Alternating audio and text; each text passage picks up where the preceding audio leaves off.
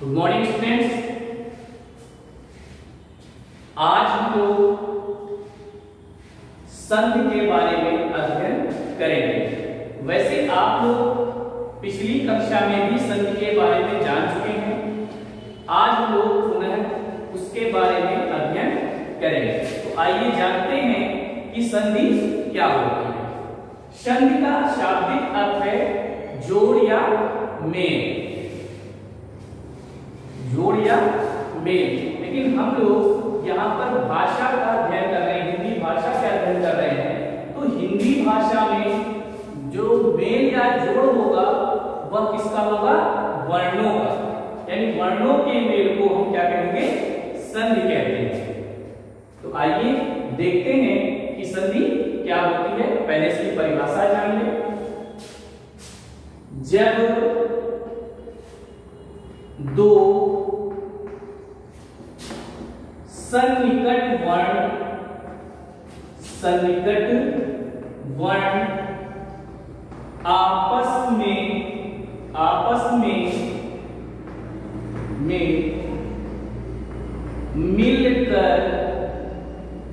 आपस में मिलकर कोई नया विकार का अर्थ होता है परिवर्तन। क्या होता है? विकार का अर्थ होता है परिवर्तन। कोई नया विकार उत्पन्न करते हैं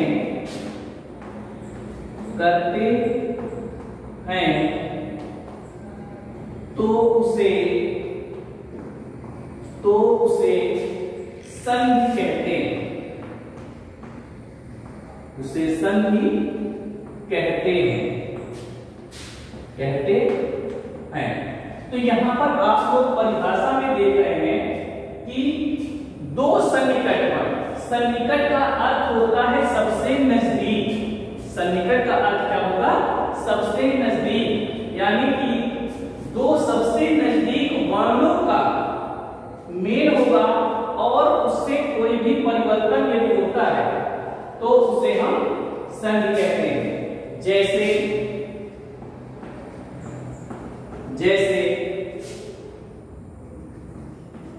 विद्या जमा आलय। तो यहां पर आप देख रहे हैं कि यहां दिख तो रहा है यहां पर दो शब्द, ठीक है, लेकिन यहां पर जो मेल हो रहा है वो वर्णों का हो रहा है। जैसे यहां पर या, अब यहां पर ध्यान से देखिए, या का जब हम वर्ण विच्छेद करेंगे, वर्ण को अलग करेंगे तो यह और आ, यह दोनों अलग होता है। उसी प्रकार से दूसरे पद का जो पहला अक्षर है वो है आ। अब आप लोग ध्यान दीजिए कि पहले पद का अंतिम अक्षर या है, या को हमने वर्ण विच्छेद लिया था, किया तो आ अलग हो गया। अब जो मेल होगा वह इन दोनों आ का होगा। तो यहाँ पर सन्निकट वर्ण है सबसे नजदीक वर्ण। तो जब दो सन्निकट वर्ण आपस में मिलते हैं और कोई नया विकार उत्पन्न करते हैं तो वह संधि कहलाता है। अब यहाँ पर देखिए दोनों मिलकर आ हो गए। तो यहाँ पर जो हम लोग लिखेंगे वह लिखेंगे विद्यालय।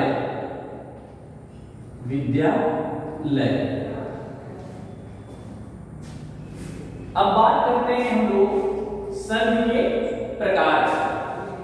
इसकी बात करते हैं संधि के प्रकार। संधि कितने प्रकार की होती है? तो आइए देखते हैं।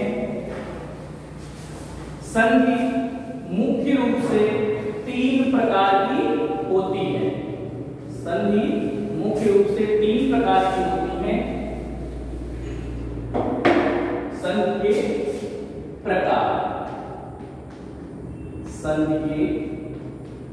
प्रकार। आइए देखते हैं। तो संधि 3 प्रकार की होती है। संधि 3 प्रकार की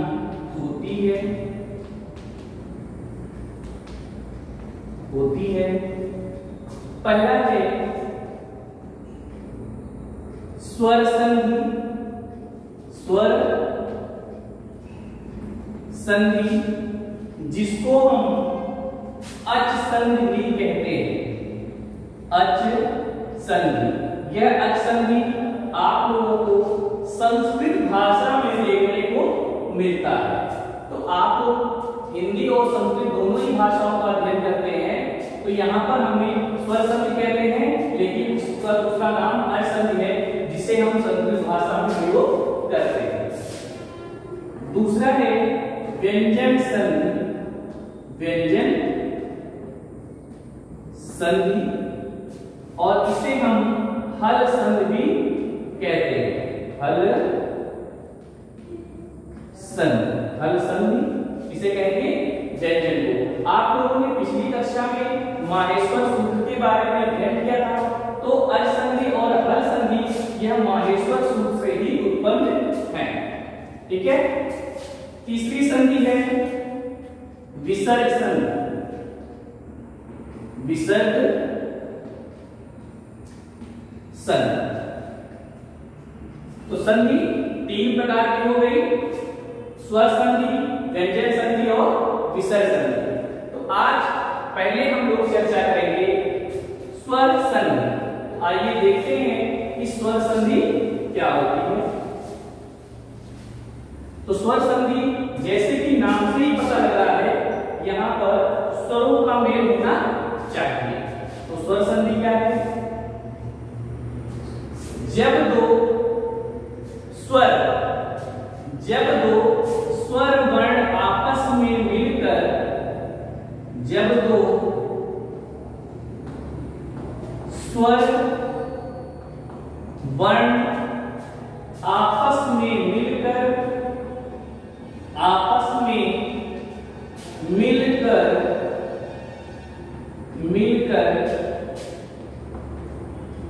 कोई नया विकार उत्पन्न करते हैं, कोई नया विकार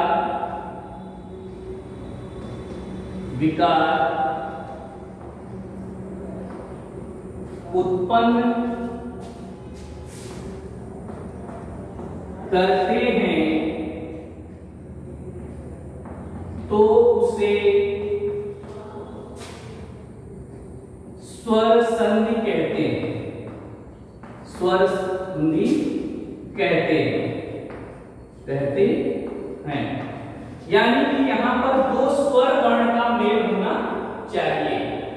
आप लोग देख रहे हैं संधि करते समय दो पद होते हैं, तो पहले पद का अंतिम अक्षर वह भी स्वर होना चाहिए और दूसरे पद का पहला अक्षर वह भी स्वर होना चाहिए। स्वर का मेल स्वर से होता है तो वहां पर स्वर संधि होती है। जैसे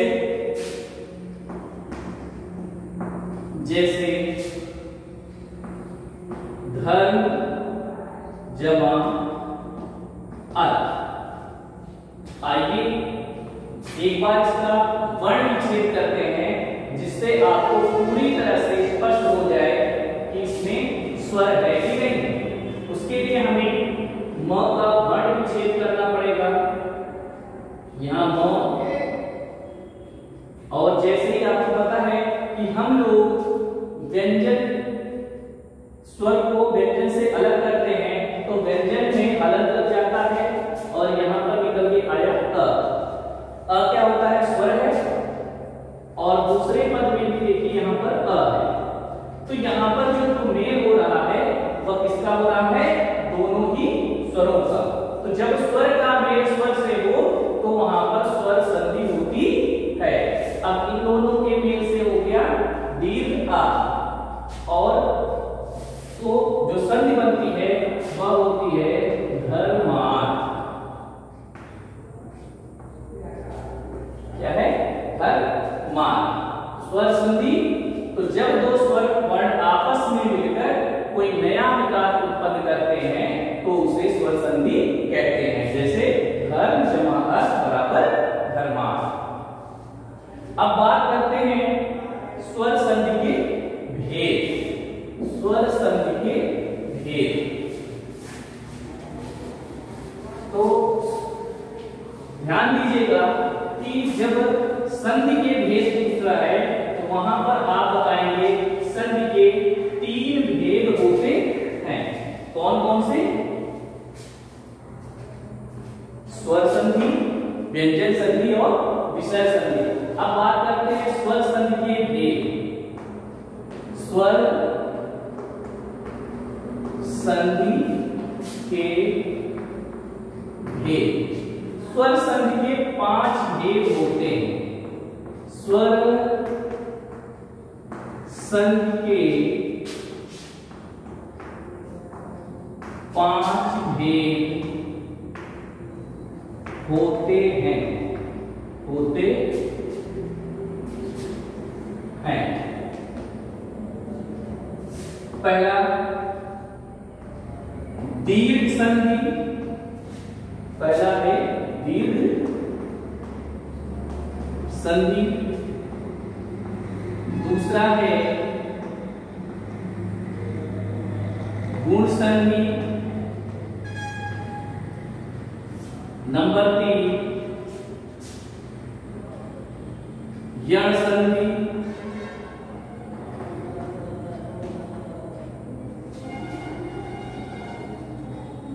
नंबर 4 है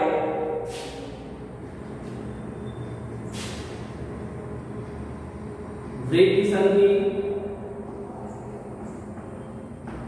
वृद्धि संधि। और नंबर 5 है अयादि संधि,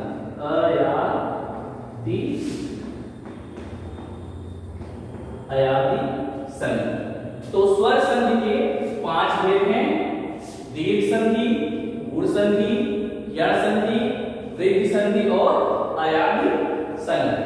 तो आइए सर्वप्रथम हम लोग दीर्घ संधि के बारे में जानते हैं कि दीर्घ संधि क्या होती है।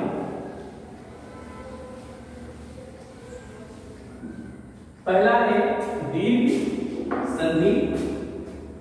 संस्कृत में हम लोग दीर्घ संधि पढ़ते हैं तो उसका एक सूत्र होता है जिसका सूत्र है अकह सवर्णे दीर्घ। क्या है?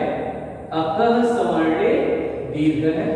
यह संस्कृत के माहेश्वर सूत्र से बनाया गया है दीर्घ संधि। आप लोग संस्कृत भी पढ़ते हैं तो संस्कृत में इसका सूत्र ही पूछा जाता है। तो दीर्घ संधि का जो सूत्र होगा वह होगा अकह सवर्णे दीर्घ है। अब अक का है, अक जो है वह प्रत्याहार है। आप लोगों ने 14 माहेश्वर सूत्रों के बारे में पिछली कक्षा में अध्ययन किया था। उसमें 14 माहेश्वर सूत्र से जो प्रत्याहार बनाए गए थे उसमें एक अक प्रत्याहार भी था। अक प्रत्याहार में जो वर्ण आते हैं वह आते हैं अ, ई, उ, री, क। अ से लेके क, अ, ई, उ, री। और यानी अक प्रत्याहार वाले वर्ण हो और उसके बाद सवर्णे मतलब समान, अक प्रत्याहार वाले वर्ण हो और उसके बाद समान वर्ण आता है तो दीर्घ हो जाता है। यानी कि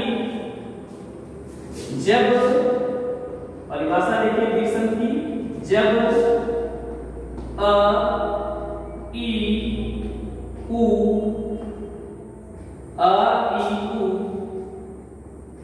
री के बाद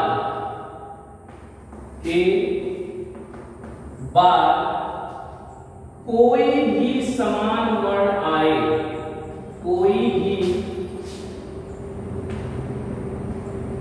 के बाद कोई भी समान वर्ण का मतलब यहां पर है यानी अ, ई, उ, री है। ठीक, तो जब ह्रस्व या दीर्घ अ, ई, उ, री के बाद कोई भी समान वर्ण, कोई भी समान मतलब अ के बाद अ, ई के बाद ई, उ के बाद उ और री के बाद री आए, कोई भी समान वर्ण आए तो